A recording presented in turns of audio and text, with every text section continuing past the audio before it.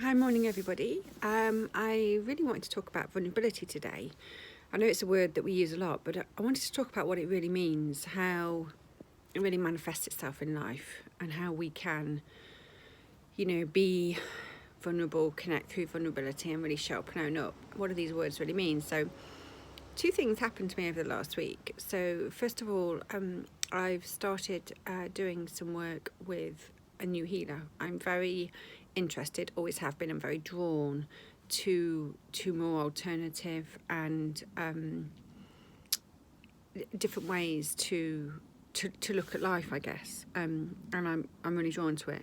And one of the things we looked at was how it's important to look back and think about how you were as a child before the handprints of life built up on you, because that as you go through life, you can lose parts of your soul. They can get shut away, or you can switch them off because of events or things that happen to you.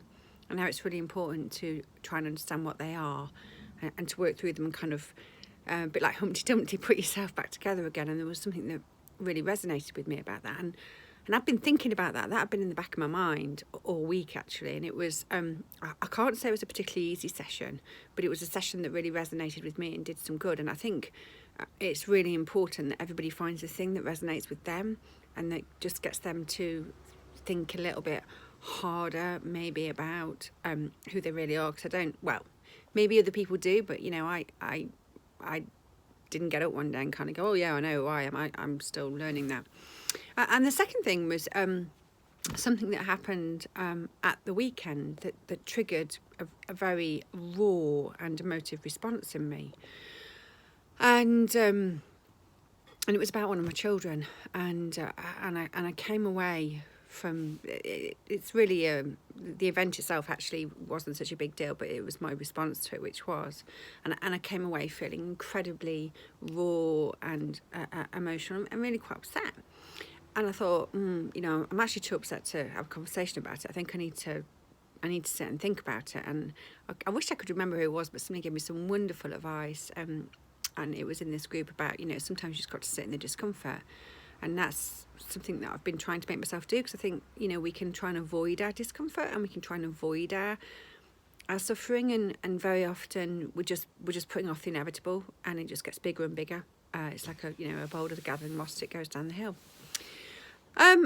These two things are going on, and on Sunday morning, I got a message from somebody who'd known I was upset, and had reached out to me to give me some real comfort and actually resolve the thing I was upset about.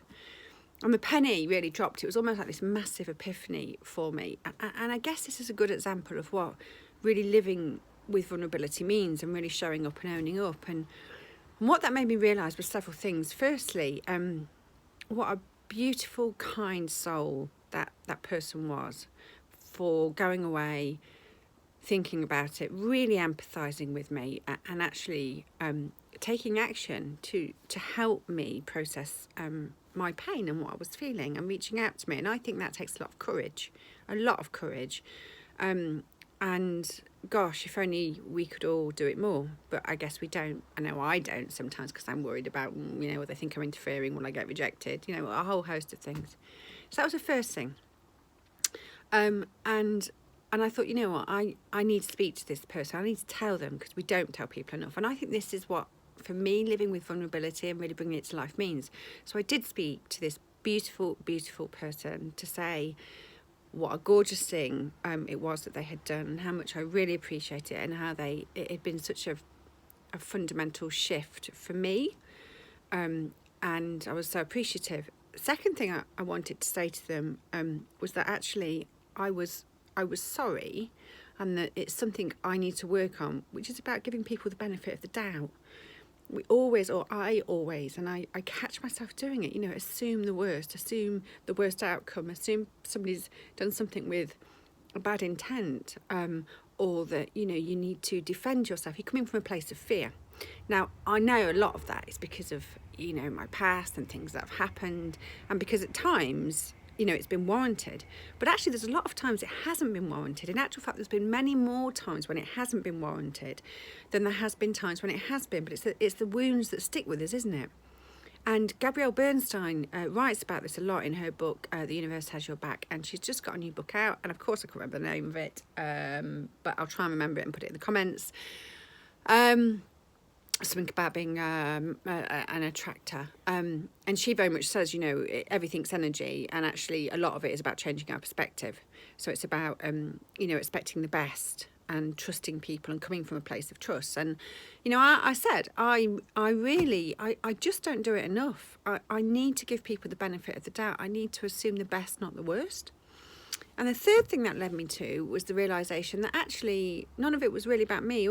It was really about my child. It was actually a whole series of triggers that had been hitting me.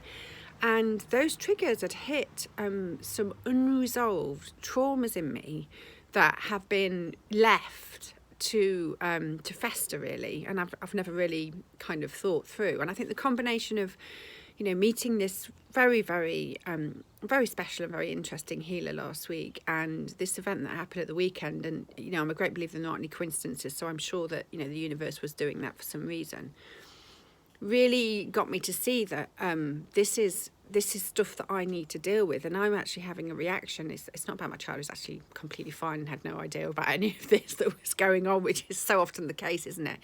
But it hit a number of triggers in me about my own trauma, which led me back to the thinking about all of the things that have happened over my timeline. So one of the things that I love, I adore when I look, particularly my daughter, because obviously we're both female, is I look at her and I very often just see myself when I was a little child, and that's very different to who I am now. And there's something I'm very drawn to it, and it sometimes it makes me cry, and it's not crying for sadness, because obviously my daughter's amazing and I adore her. I think it's tears for me. It's tears for me that there's that innocence and purity that somehow I've lost along the way.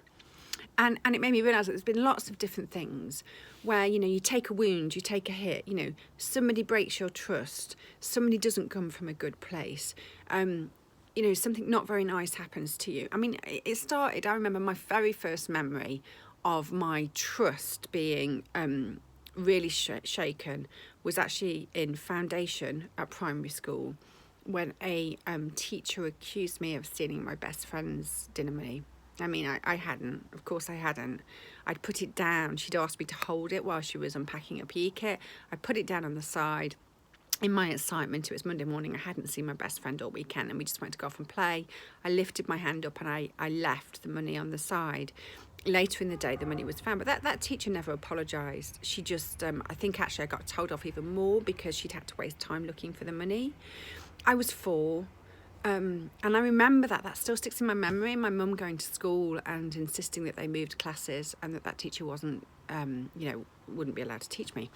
And that's just one of several memories I have of that trust and that wound being put into me, where people haven't treated you right and haven't done the right thing. And it just really hit me at the weekend. I'm thinking, but what about all the times when people have done the right thing? What about all of the times when people have been so beautiful and reached out? And, I can't spend my life taping over these wounds. And for me, this is really what, living with vulnerability and really stepping into vulnerability is about. I think it's really facing up to, for me, making my wounds, my traumas. And as my healer was saying, it's kind of reclaiming those parts of me and putting them back. So actually, people will often make the joke and say, oh, wouldn't want to fall out with you or something, because, I do have quite a quick temper. But actually, I'm really sensitive. I really don't like falling out with people. I really like loving people. I really like being with people. I really like being happy and laughing with people. And I really like trusting people. That's really what I like. The stuff that I have to, or I've had to do to survive in quite a harsh world at times isn't really naturally me. It's what I've done to protect myself. Gosh, this is a long one, so I'm going to stop. But this is my experience over the last week of what living with vulnerability and showing up and owning up really means. And, I've got a lot of stuff that I need to do, and that may be my life's journey, I'm not sure. but I wanted just to bring it to life a little bit more, and hope that it might, inspire somebody or make somebody feel that they're not alone. And I think we're all a little bit the walking wounded, and I think maybe we just need to connect on that basis and trust each other. And we might get the odd one where we get it wrong, but in comparison to the overall picture, I think it is the minority, and we need to focus on the majority. So I want to give people the benefit of the doubt, and I want to come from a place of trust. And that's it. So I hope everybody has a great day. Take care. Bye.